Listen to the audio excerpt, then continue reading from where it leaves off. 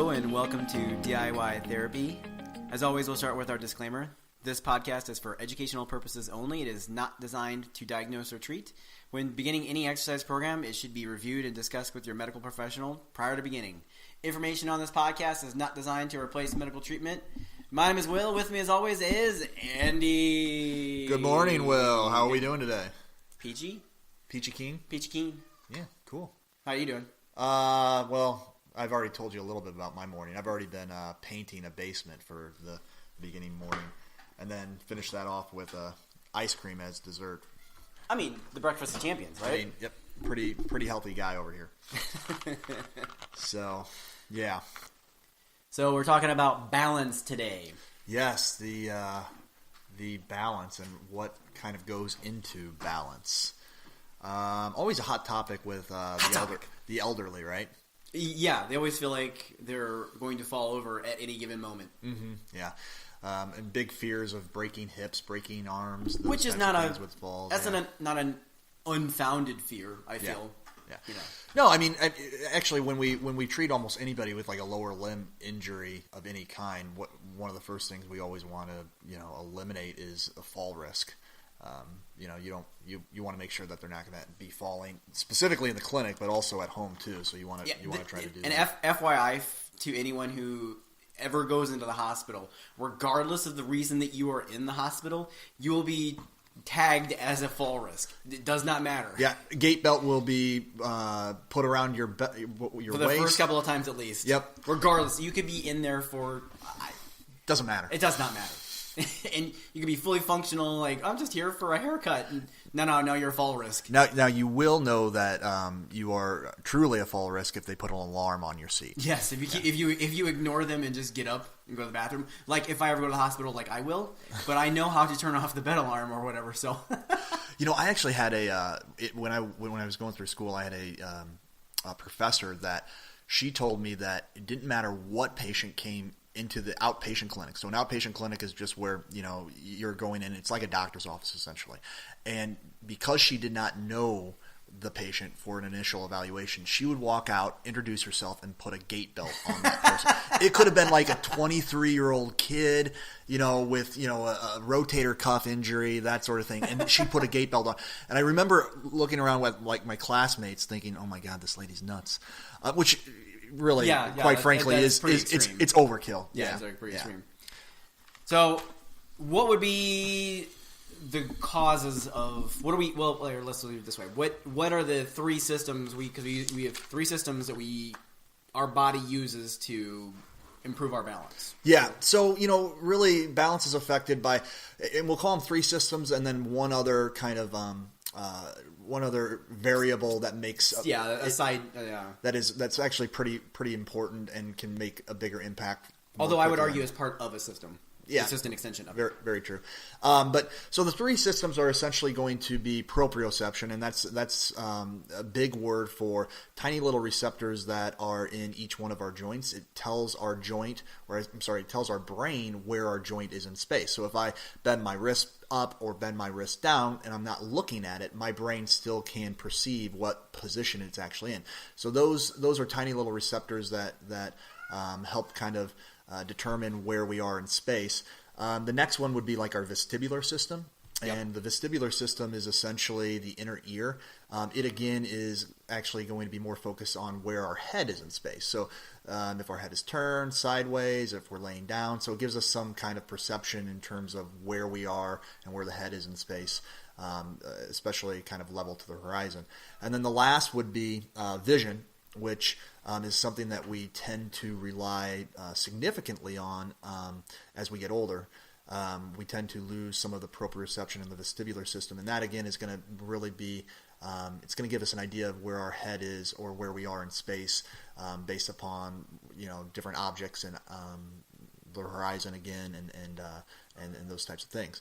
So a lot of times what ends up happening when we start having essentially balance issues is we start having as much input from the vestibular and or the proprioception, they become diminished, and we rely more on... That means less. Yes. So they become lessened, and we rely more on our vision, and therefore when we don't have all three systems working together, we're not quite as effective with it.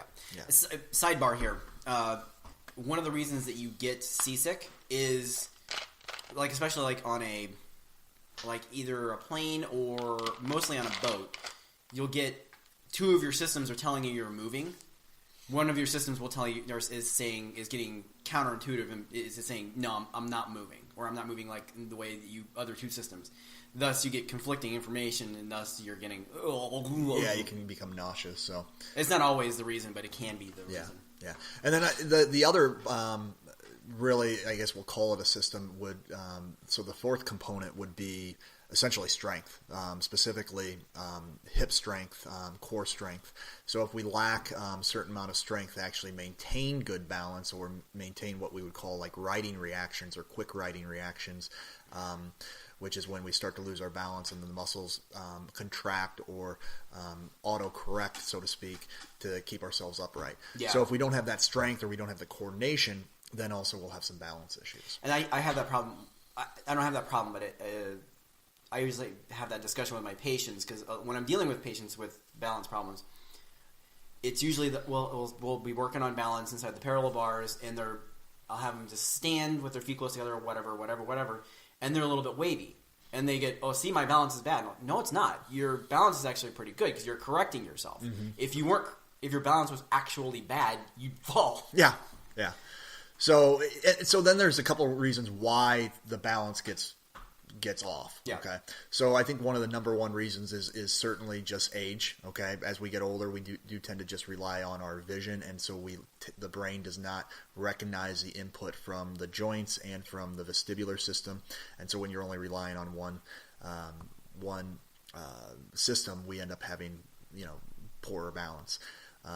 And then the other reasons are usually typically because of injury. So like proprioception, when a joint is injured, those joints don't communicate with the brain the same way that they used to do. They're getting overridden by them. Yeah, whether there's edema, whether there's bruising, whether there's some type of inflammation or pain, those things are the brain's going to respond to those stimuluses before they respond to any type of proprioception.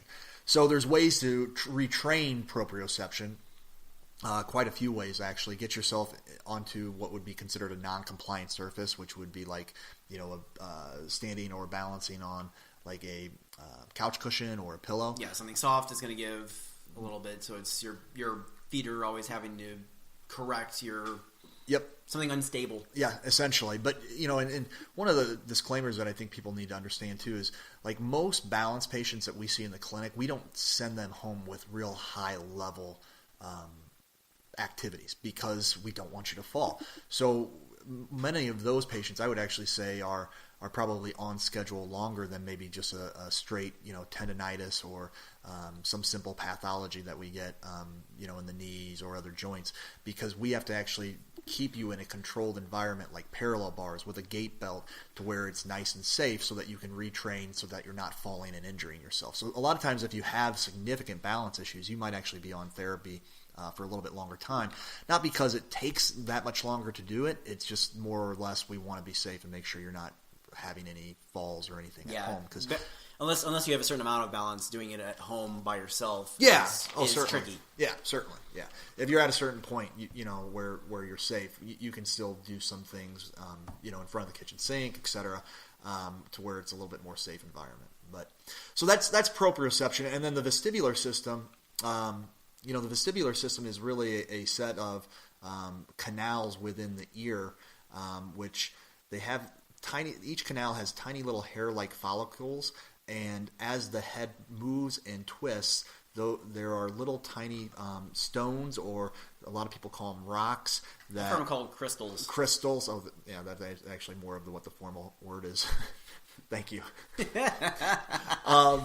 So a lot of times what will happen is those crystals will then stimulate those little hair follicles and tell your head where it is in space. But when people have like a major balance issue, essentially what happens is those crystals get in the wrong canal, and then therefore they are stimulating the wrong canal or wrong hair follicles that tell your head that it's moving when it's actually in a stationary position. A lot of times people will get nauseous with this. This is actually something that's very easily fixable. And it's you can do it through several different maneuvers, but you're going to want to talk to your doctor or your physical therapist. The maneuvers are basically having to do with like laying on your back and tilting your head specific directions. Yes, to get the crystals realigned again into the correct canal. A couple of the maneuvers are like the Hull-Pike maneuver. Will and I, usually I've got some education on it, and I'll do them with basic patients, but usually I'll pass those patients on when there is like a true vestibular dysfunction. We'll pass those on to therapists. And how, just so our listeners can know, how would you know if you have a specific that? Okay, so I mean, I know head positions. Do you? No. Questionable. Just kidding. So, a lot of times what it is big changings of position. So lying down and then getting up into a seated position, or lying down, or from a seated position to a lying down position, rotating in bed. And what will happen is the room will almost seem like it's spinning for you. You're not spinning, everyone else, or the world is spinning. Yeah. It's similar to if you've ever had too much to drink and you've had the spins. Yes. That's essentially what it feels like. And what you'll also see is if you ask your spouse or friends while you're having one of these episodes, you'll actually see your eyes have what is considered a nystagmus, which is where they will be just almost shifting back and forth fairly quickly. Almost like you're trying to look at a fan, one fan. Yeah, just back and forth, back and forth. And that would be considered a nystagmus, and that's what your brain is actually perceiving, and that's why the room feels like it's also spinning. And then once it kind of settles down, the nystagmus will actually stop altogether. Yeah. But so if you're having that type of symptom, you really want to get to a trained medical professional. There's very specific treatments for that are very effective. Actually, people are miserable when they have these types of dysfunctions, but can be within 48 hours can be almost and they can treat you to do it yourself, right? Yes, once they find that there's consistency, like if you have the same issue over and over again, then you can take them through the same sequencing of the head positions to get the crystals replaced back in the right canal. So then you can actually talk to your spouse, and usually you do need somebody else to help you do it. Yeah.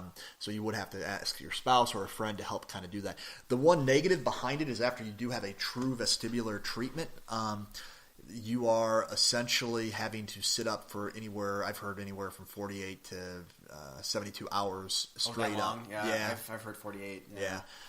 My wife actually had it a few years ago, and we're lucky enough that at the time we had a specifically trained vestibular therapist in our office, and he immediately got to it. But then she had to sleep in the upright chair the next 2 nights. I bet she enjoyed that. Yeah, and I think our daughter was like 1.5 at the time. Oh, even better. So it was not a great situation. So that's your vestibular system. I always describe your vestibular system as like an internal level. Yeah, that's a good way to put it. Yeah, because you can tilt your head, and the crystals are going to shift in a way like a bubble and like a level. Yep. And then your brain perceives that input. Yep. It tells you where it is. Yep. And then, of course, the last one is going to be vision. And again, this is where we tend to rely on more. And this is, again, kind of a head Unless position. Unless you're blind. But one of the problems is, as we do get older, is that then when it's darker and when we're disoriented, and we're relying on our vision, that's a lot of times when we'll actually have some falls. Yeah. So that's why having all three systems working together appropriately is going to be more. You're just going to be more safe with that. Yeah. So those are really the three systems in a nutshell. And then the last one again is going to be strengthening, and that's one So if you don't have a specific vestibular issue, that can be treated fairly quickly. Proprioception is something that takes a little bit more time. Strengthening is something that takes a little bit more time because it just develops. It takes 4 to 6 weeks. It takes longer to build strength. Good strength, but part of it is just knowing not necessarily waking the muscles up, but getting the neural pathways to understand that these are the things that need to happen Yeah. Just with practice. Yeah, absolutely. Some of it is, and so